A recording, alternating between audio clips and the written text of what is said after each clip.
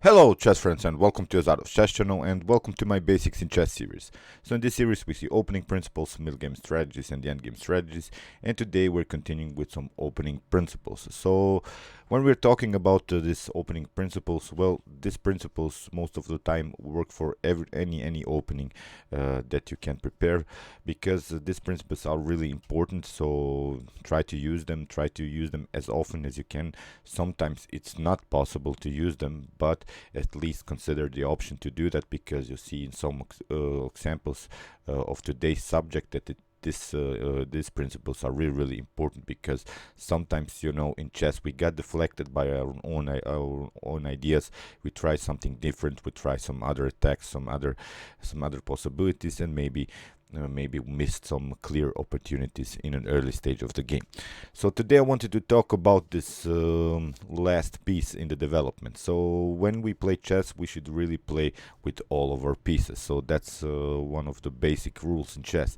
But sometimes we get a little bit deflected, as I mentioned, by our own ideas, by our own activity of some other pieces, and we didn't maybe consider to play with this last piece that hasn't played so far in the development, and our opponent gets back into the game, and we maybe draw or even lose the game. So what's all about? So let's see now this first example that shows you this principle of this last piece that hasn't played so far. So it's a game played by Garry Kasparov against legendary Veselin Topalov. So I watched many games played by Garry Kasparov against Veselin Topalov. Vasily was a little bit also sort of a player which Garry Kasparov didn't like. Vasily crushed in many games the legendary Garry, but in this game Garry was a little bit better and he won the game.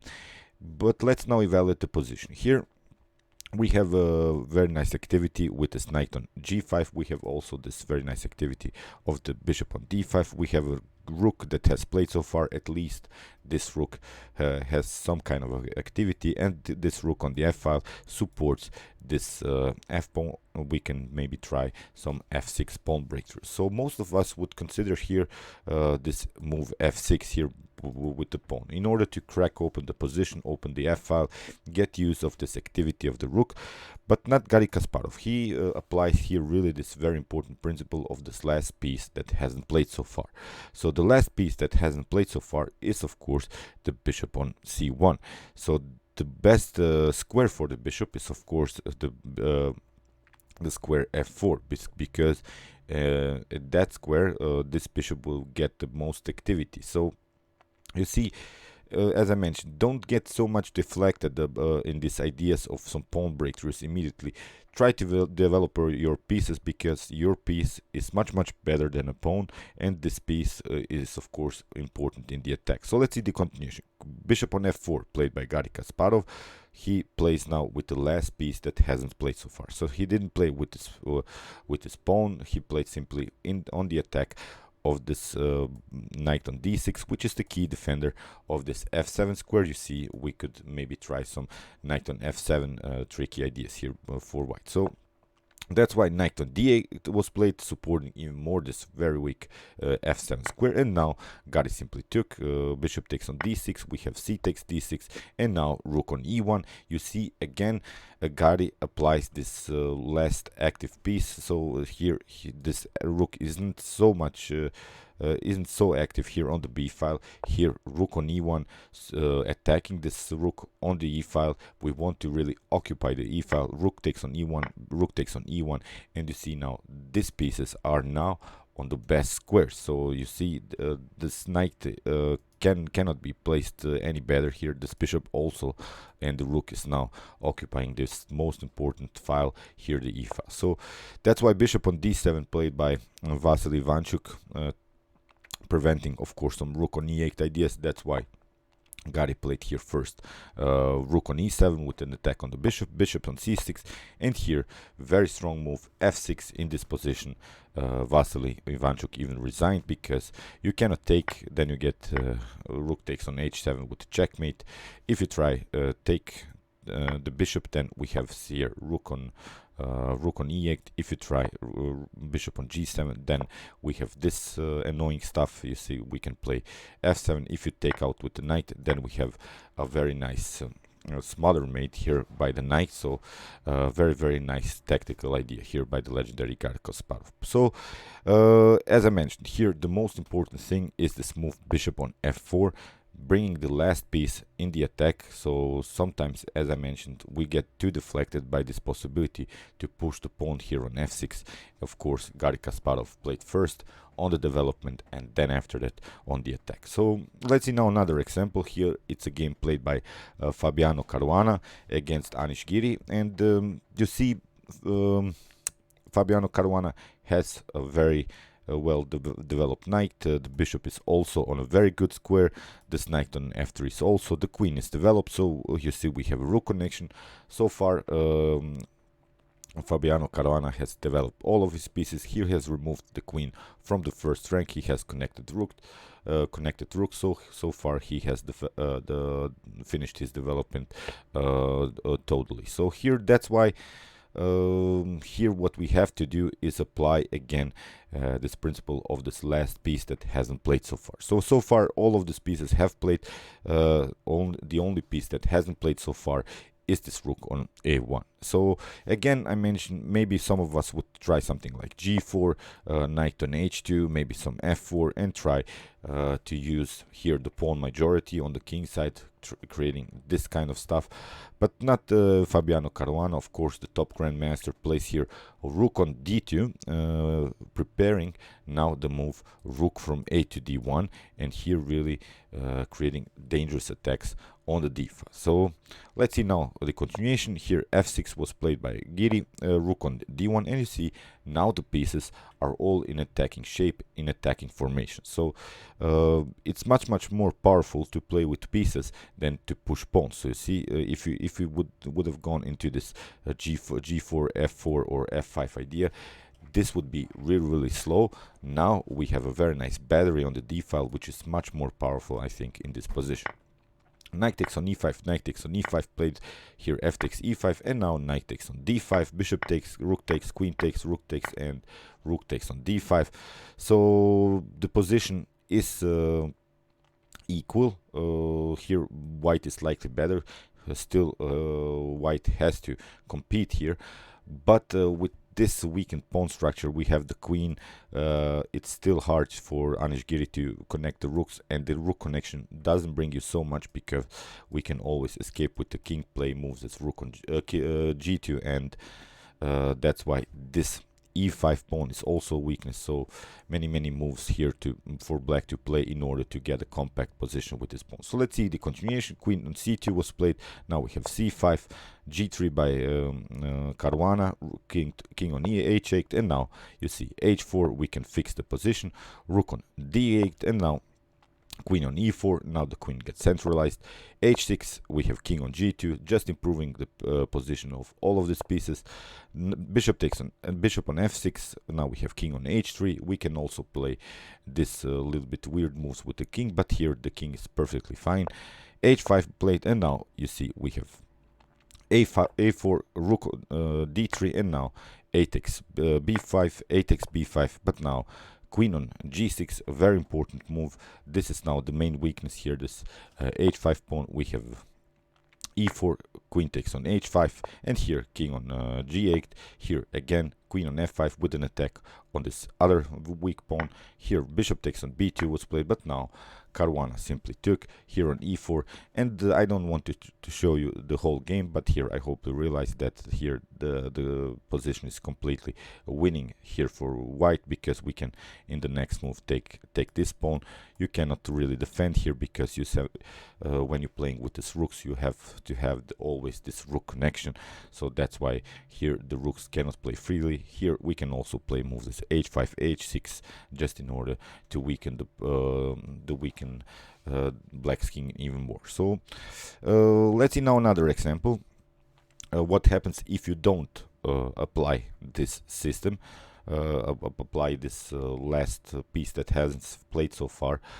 So here it's a game played by Magnus Carlsen with the white pieces against Alexander Grishchuk. Alexander Grishchuk here with the black pieces, and it was played a week ago in the Alta Box Norway chess tournament. So here you see we have played already with all of our pieces. We have played with the queen, with the knight, and we are watching the game now from Grishchuk's perspective. Grishchuk lost this game, and here you have already played with the queen, with the knight, with the bishop. And you have already played with this rook on f8 because you have castled, so at least you have brought this rook into game somehow, so at least you have some kind of activity with this rook on the f-file.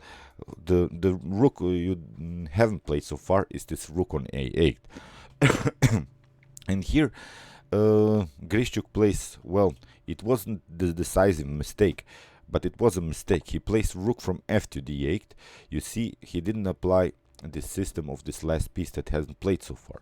So he played, if you would have played here maybe rook from a to d8, then you have a very active rook on the d file, and you have also a very active rook on the f-file. And the most important thing is that this rook on the f-file can be used as a defensive piece of this very important f7 pawn.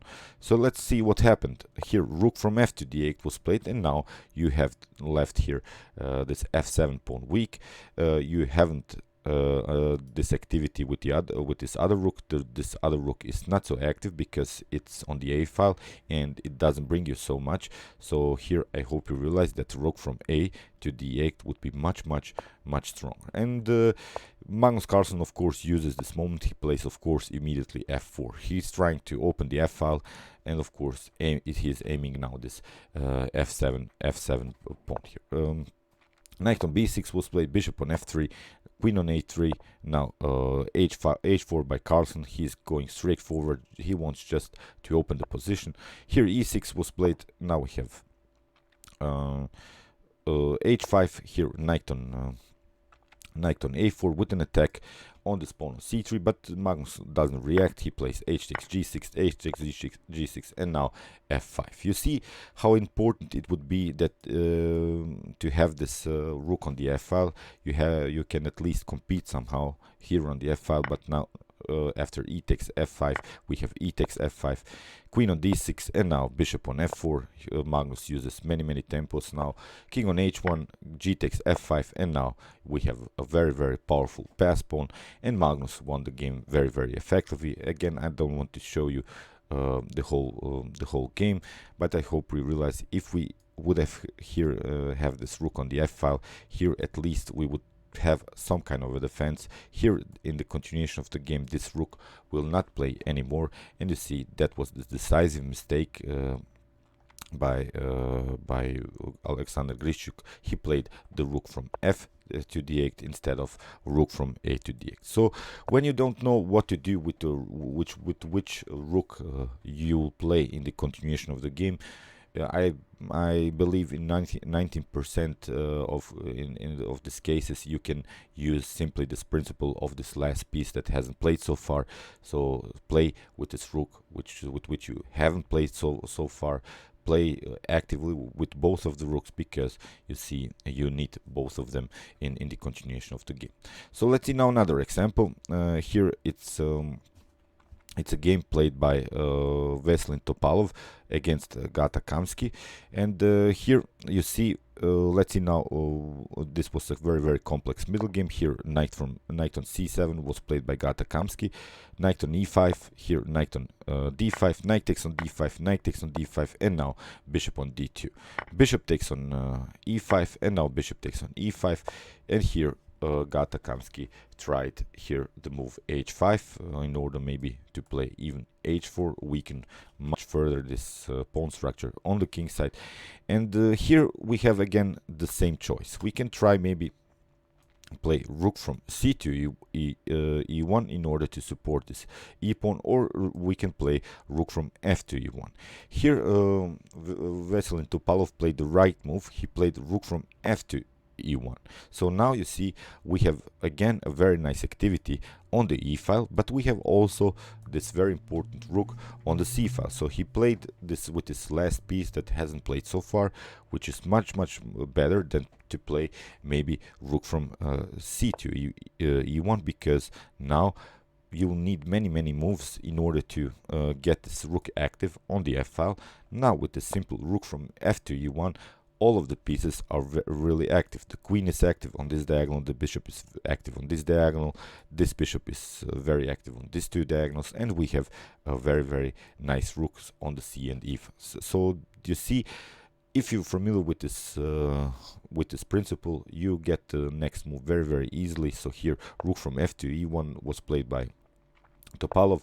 Kamsky tried queen on c7, and now very powerful move which will crack open the position here in black's defense, the move e6. Bishop takes on e6 was played. Now rook takes on e6, f takes on e6, and you see this is now very weak pawn structure around the king. We have now the bishops against the king. The queen will get into the game very actively with the move here rook on e1. Of course we're attacking now this weak pawn on e6. We have queen on d7, now queen d4, d3, attacking this g6 pawn, which is also weak. That's why king on h7, here rook on e5. The threat was of course to take rook on h5, because you cannot take, the queen is very active on this diagonal. Knight on f6, now queen on e3 with the preparation to play queen on h6, king on g7, now bishop on d4, e4, pardon me, king on f7, and now bishop on c2, and now all of the pieces are on the best squares. So you see, if we would have played not so active like Veselin Topalov, we would still have maybe here the rook on the f file, which doesn't bring you so much because the rook is blocked out by its own pawn. So rook from a to d8 was played. Now queen on h6. You cannot take, of course, immediately this bishop on d2, because here the threat is to play bishop takes on g6 or queen takes on g6. So that's why first rook on g8 played by Kamsky. Here bishop on a5 with an attack on the rook, queen on d4, and here a very strong move, bishop on c3. Now the pieces are on the best squares, queen on c4, and now bishop on b3. We have queen on d3, bishop takes on e6. You see, finally now we crack open the positions for the bishops. The king is really endangered here. Here the king has to move on e8, and now king on g2. We have rook on f8, now queen on g7. The queen gets really sneaks in black's camp here. Rook on d5 was played, and now very powerful move, bishop on f5. You cannot, of course, take, because you get checkmated here on e7. That's why rook on e7 was played, and here Veselin Topalov finds a very strong move. He plays rook takes on e7, and in this position black resign, because if you take with the rook, we can simply play here queen on h8. You have to move the king, then again with a check, again some checks. Here if you move, then we can play simply queen on g7, and here it will be a very nice checkmate on g8. So okay, I hope you realize these ideas. So if you don't know sometimes what to do in the chess in the opening, so use this principle of the last piece that hasn't played so far. Bring all of your pieces in the attack. It's very important. You see how Alexander Grishchuk got really punished because of that. He didn't apply. He didn't play with this last rook. He didn't play with this last piece.